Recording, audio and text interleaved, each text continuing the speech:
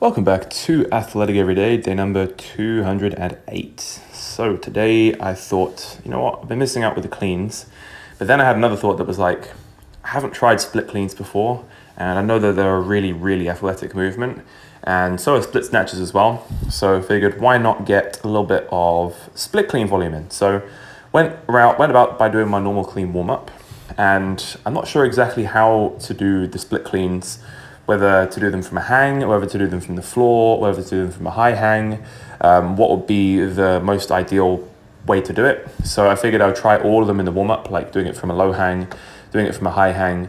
But I figured that going from the floor felt most natural. It's very similar to doing a power clean, in my opinion, in terms of the joint angles that you catch it and the height that you catch the bar. You're not catching it, obviously, in a full squat. Maybe you're catching it a little bit lower than a power clean, but the beauty of this movement is obviously the split position of the legs. When you split the legs, you're basically, and the split position is very, very similar to what you would do on a split jerk. Now, I'm not 100% sure if you're supposed to, with a split, just like with a split jerk, do the back foot first and then the front foot slightly afterwards. Obviously, the feet are supposed to hit at about the same time, but I always have the issue with split jerks that I put my front foot down slightly before my back foot. I know you can do either way, but it'd be interesting to know. I also do sort of find myself jumping back ever so slightly so that I can sort of put my weight on the back leg a little bit more. I'm not sure about the distribution of the weight here. Maybe it's 50-50, 60-40. I'm not sure, but either way, this felt like a really explosive and fun movement to do. And it is training you to accept force in that single leg stance, which is, I hate to say it, but it's very functional for sports, and it's very specific because a lot of sports are played on one leg. Now, the rhetoric of single leg training for single leg sports is a little bit of a moot point, but being able to receive loads and catch loads eccentrically in the split stance position is going to be beneficial to anyone who is doing any kind of athletic movement. It just makes sense, obviously, doesn't it?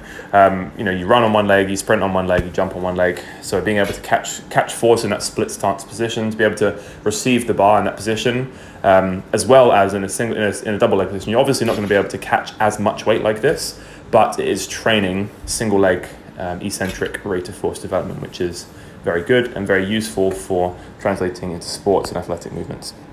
So I worked up to top set of 80. I was doing 4. 4 felt like it was more natural in these sets. I was like, maybe I could do doubles and then alternate the split stance. I'm always a big fan of alternating a split stance. Some people just like to split their legs one way and always only do one way. That seems like a recipe for an imbalance. And well, maybe you get better at the movement by just practicing it one way. But I'm always a big fan of switching out the legs. So you split one way, then split the other. That way you get an equal amount of volume on both legs, and you train each leg to be receiving force in the front position and the back position. So yeah, that is split cleans. Thoroughly enjoyed doing them. They felt really good, and I would like to start incorporating these more. Maybe it's going to be tricky to incorporate them into the program because where do I fit them in? Do I put them in on lighter days? Do I put them in as just clean volume, or do I have them on a separate day? I could incorporate them with other things. It's very difficult to write a program, as I've mentioned the other day, for adding all of these different movements in together and training for multiple different qualities and skills. So I'm thinking there's going to have to be phases of the program where you focus on one quality or one skill for extended period of time, or several qualities that are sort of linked. So goals that are linked together, can be trained together. For example, vertical jump and Olympic weightlifting are very complementary goals, but strength training for the lower body doesn't really complement calisthenics skills. So it might be that there's blocks and phases where I focus on different things, or it could be some kind of conjugate method or concurrent method where I'm able to train multiple different qualities and touch them, or different skills and touch them within a training week or within a training cycle so that I can do them all at once. It'd be something I'd have to experiment with and do a lot of trial and error, but that's what this journey is about. That's what this process is about. It's about discovering what way that I can improve my own personal athleticism along the way. How can I improve it the most and optimize it the most? And there's going to be a lot of trial and error. There'll be some things that work and there's some things that don't, but it's about being on the process and on that journey. So then last things that I decided to do, I decided that I was going to do some muscle ups because I haven't done bar muscle ups in a little while. Didn't feel that good today. I was aiming for 3 sets of 5, missed 2 reps on the last rep. Well, I didn't miss a rep. I sort of had to chicken wing it, and I hate chicken wing it, so I don't count that as a rep.